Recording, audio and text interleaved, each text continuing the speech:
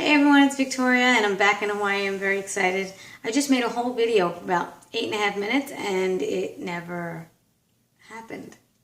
It happened, but didn't record. Alright, so I'm back to say that I believe in progress in many things, but when I was swimming today, I actually had a revelation of what would it be like if there was a monorail system in Hawaii to go from island to island instead of taking a plane or a boat.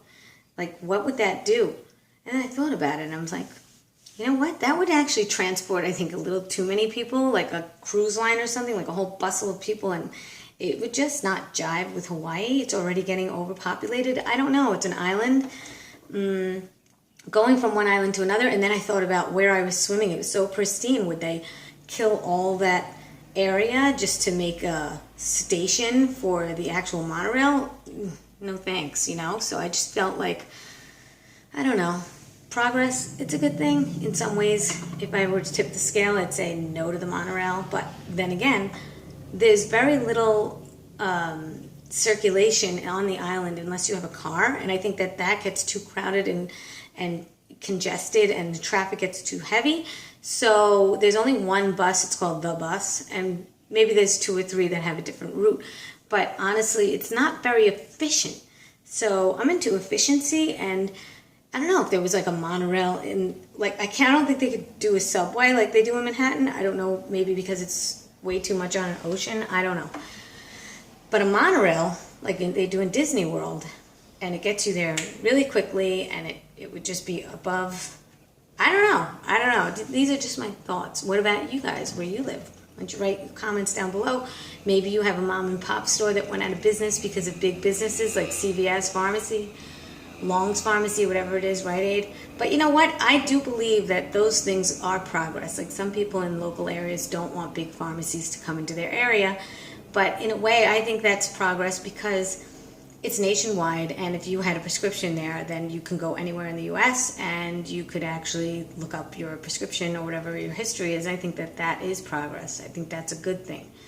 And you can get things for cheaper. Mom and pop stores, as much as I think they're cute in little towns, but they're like the general store, like on Little House on the Prairie, and they raise their prices because they have to. But, you know, do you really want to pay more just because there's one store? No, I believe in capitalism, and monopolies are just like, you know, it's fair game. And I think that those things are progress.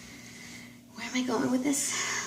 Well, okay, so progress with your body. Like right now, my thing is to not run as much as I've been running and do other things. Now, I've been leaning on that last year. I used to run 4 hours a day when I fit my goal. Everything was great. I won my 100K, and that was great. But nobody talks about the fact that you can get injured, and if you're relying on your run to make you thinner or keep your weight down, then you're kind of screwed if you get injured. So I've gotten injured, and let me tell you, my appetite did not change much. If you're used to eating volume, you're going to gain weight. So it's very hard to cut your portions in half after you know, you're used to eating so much. And I don't know, today I was pretty proud of myself. I went walking. I only had like a certain amount of time before I took my daughter to school, and I went walking instead of running. And I was like, wow, this is different. Why am I speed walking? You know what? I really liked it. I really enjoyed speed walking. It was a nice change. I used to speed walk before I became a runner, and I liked the fact that my legs were stretching more, and I'm stretching more also. I actually cut my run in half. I did run after that for 2 miles, which is like nothing for me. Like, I was like, wow, I can't believe I'm running so little and I'm okay with it. So I ran it a little bit quicker than usual, and rather than a 4 or 5 mile run that I did slower.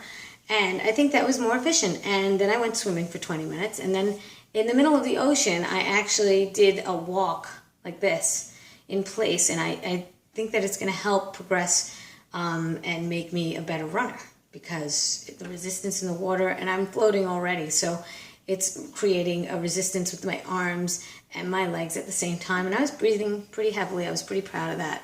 But stretching, I actually cut my run short to stretch because I couldn't wait. I really looked forward to it. Whereas I used to say, no way, I'm going to cut into my run.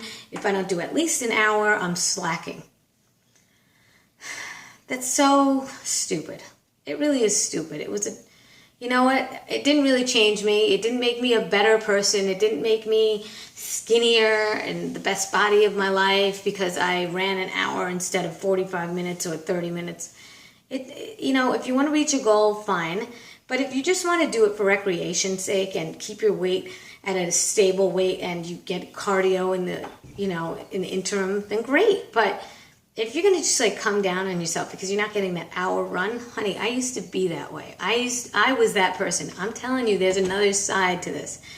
It's actually the grass is greener on the other side. You're going to really like doing other things, you know. Variety is really great. Cross training is great. Stretching is amazing. I can't believe how much I like stretching. I mean, I used to really think it was a chore. Like, ugh, I gotta stretch. I just want to run. I just want to take my hour and run. I don't want to have to stretch. You become a better runner if you stretch. You become more efficient. Your body doesn't ache as much. I used to do 4-hour runs, and you know what? I never had energy for anybody else after that, and clean my house, forget it. I didn't want to do it, or take the kids out somewhere. They were like, oh, can we go somewhere? I'm like, really? No. It drained me. So think about progress in a way where, does it drain the community?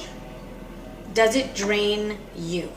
And think about if those things are happening, then obviously you want to just change that. And that's not progress. That's actually doing the counterproductive thing.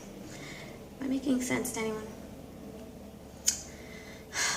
Okay, and another thing, one more thing. I was on the Woodstock Fruit Festival page on Facebook, and I was tagged, actually. I don't know. I was tagged by some guy named, the heck was his name? Jason Kavad or something? Anyway, he was saying, and I don't even know why he tagged me. He's like, nobody sign up for the last 5 people that we need to have 200 people sign up for the Fruit Festival, for Michael to sign the contract to get into the Woodstock Fruit Festival camp, which is Camp Walden.